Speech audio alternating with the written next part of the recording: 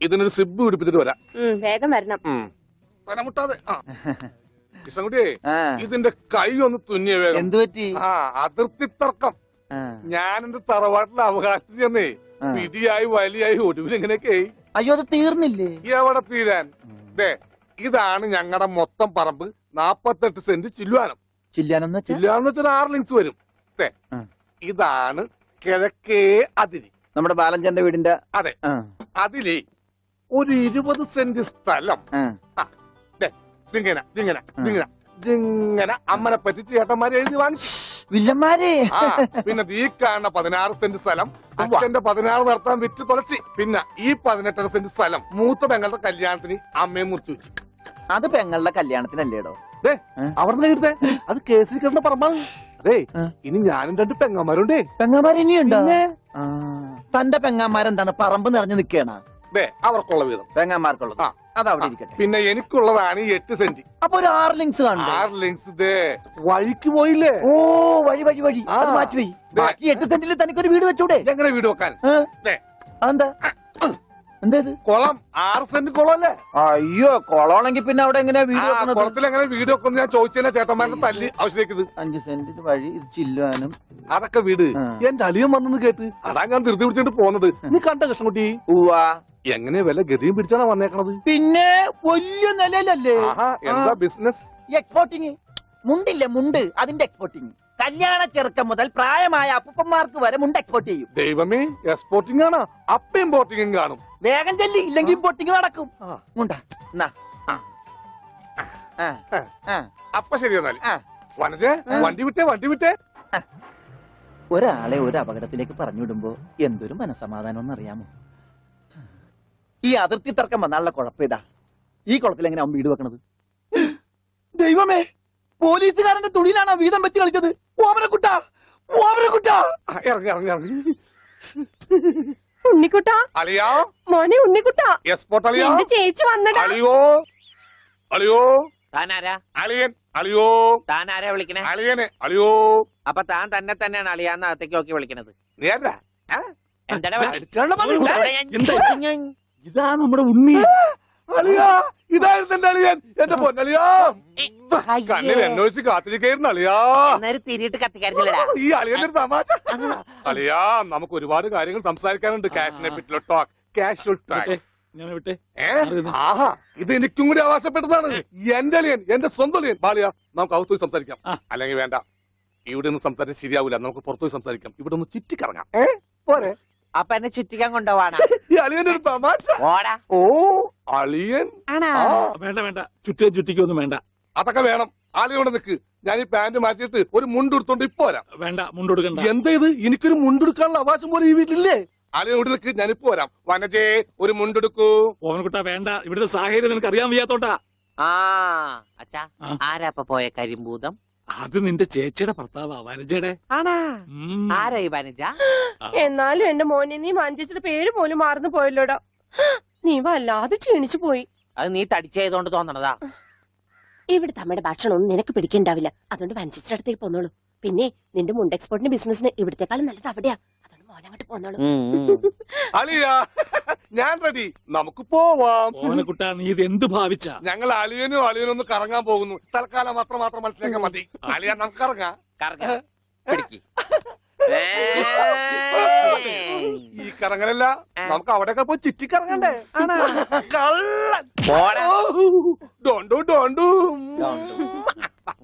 ഓമനക്കുട്ടാ, വേണ്ട, ഞാൻ പറയുന്നു. ബിസിനസ്സിൽ നമ്മൾ ഓരോ അടിയും സൂക്ഷിച്ചു വെക്കണം. അയ്യോ, ആരുമില്ല. സ്വന്തം തന്ത വരെ പിന്നിന്ന് കുത്തു. പെങ്ങളൊക്കെ സ്ത്രീ തന്നെ തുക തരുമോ അളിയാ?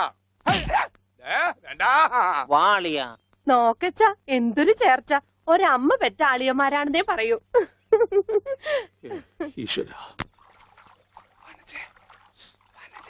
ഓടാ പട്ടി, ഇത്രയും കാലമായിട്ട് നിന്റെ അസുഖം ഒന്നും മാറിയില്ലേ?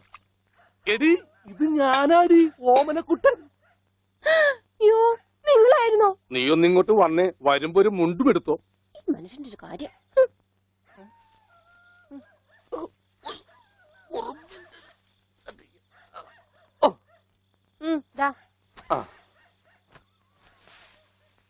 നിന്റെ ആങ്ങളില്ല മുണ്ടൂരാൻ. നാട്ടുകാരെ മുണ്ടും പറിച്ചിട്ടാടി എക്സ്പോർട്ട് ചെയ്യണത്. അതെ, അവന് തലയ്ക്ക് നല്ല സുഖമില്ലാന്ന് അച്ഛനമ്മയും പറയണ കേട്ടു. എന്താണ്ടായേ? അവൻ എന്നെ കൊണ്ട് ഒരു മൊട്ടക്കുന്നിന്റെ മോളിൽ കയറി. അവർ ചെന്നപ്പോ എന്റെ മുണ്ടും പറിച്ച് ഒറ്റ ഓട്ടം. ഞാനാണെങ്കിൽ അടിയിൽ ഒന്നും ഇട്ടിട്ടുണ്ടായില്ല. എന്നിട്ട് ഞാൻ തോട്ടിലേക്ക് എടുത്ത് ചാടി. നാളെ മറക്കാൻ അരക്കപ്പം വെള്ളത്തിൽ കിടന്ന് ആ തോട്ടിലാണെങ്കിൽ പണ്ടാറ മീനിന്റെ ശല്യു. അപ്പോഴേ ഒരാൾ തോട്ടെറിഞ്ഞ് മീനെ പിടിക്കാൻ വന്നേക്കണു. എന്നിട്ട് തോട്ട പൊട്ടി. തോട്ട പൊട്ടിയ തീർന്നില്ലേ?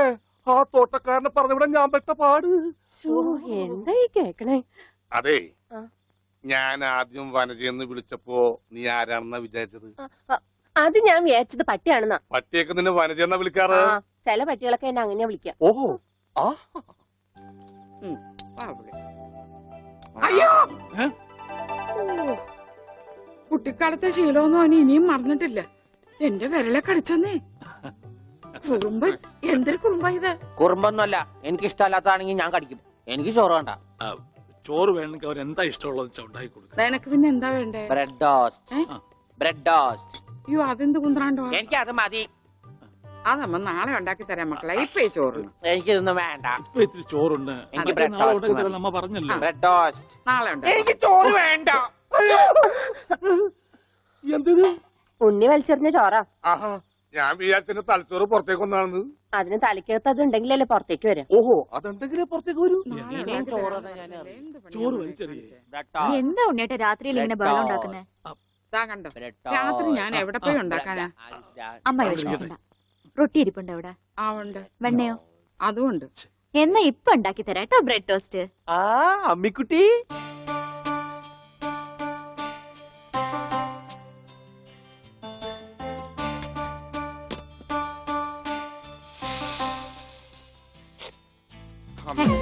വേണ്ട. ആ റൊട്ടി കഞ്ഞിയിൽ മുക്കി തേച്ച് വടി പോലെ ആക്കിക്കൊടു. എന്നിട്ട് വേണം അത് വെച്ച് അടിച്ചെന്നെ നിറകം തന്നെ പൊട്ടിക്കാൻ. നിക്കട്ടാ, ഇപ്പൊ തന്നെ പൊളിക്കട്ടാ. ദൈവമേ, ഭ്രാന്തന്മാര് പറഞ്ഞതാ. റൊട്ടി സ്ത്രീട്ട് തരാനാണെങ്കിൽ മോൻ എന്നോട് പറയായിരുന്നില്ലേ? ചേച്ചി ഇട്ട് തരായിരുന്നില്ല റൊട്ടി. ഓടി പട്ടി. ഓ വിളിച്ചോ, ഇതാ വരണേ കേട്ടാ.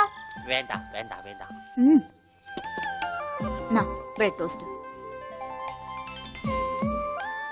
എനിക്കിഷ്ടായി. ഇതെന്താണ്? കരിപ്പെട്ടി കൊണ്ടുവരാൻ പറഞ്ഞു. ഇതാണ് ഇവിടെ കരി ഇട്ട് വെക്കുന്ന പെട്ടി, കരിപ്പെട്ടി. എടോ പണ്ടാരമേ, കരിപ്പെട്ടി ചക്കര എടുക്കാനാ ആ പറഞ്ഞത്. ചക്കരക്ക നിങ്ങൾ കരിപ്പെട്ടി എന്ന് പറയാ. അപ്പൊ പഞ്ചാരക്ക് എന്താ പറയാ? വെള്ളപ്പെട്ടിന്നാ. ഇക്കണക്കിന് കുന്തിരിക്ക എടുക്കാൻ പറഞ്ഞ താൻ കുന്ത ഉരുക്കി കൊണ്ടുവരുമല്ല. ഈ മരപ്പട്ടിനാണ് ഞാൻ കരിപ്പെട്ടി എടുക്കാൻ ഏൽപ്പിച്ചത്.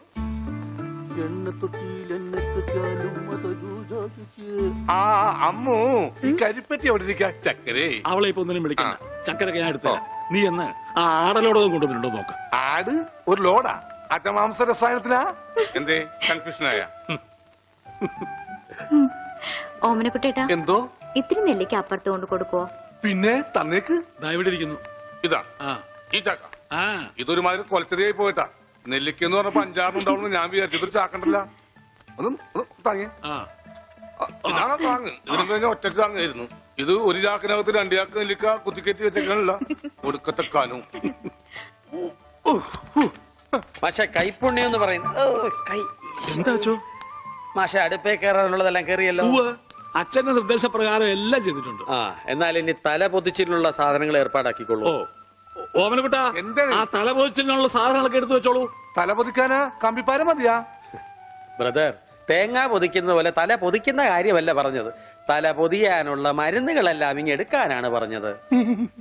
വെറുതെ ആശിപ്പിച്ചു. ഇവന്റെ തലയിൽ നെല്ലിക്ക ചാക്കല്ല, നെല്ലിക്ക തളമാണ് വെക്കേണ്ടത്. അതിലും വലിയൊരു തളം എന്റെ തലയെ കെട്ടിവെച്ചിട്ടുണ്ടല്ല. ഇവിടുത്തെ പെൺതളം. അത് സ്ത്രീധനം പോലും തരാണ്ട്.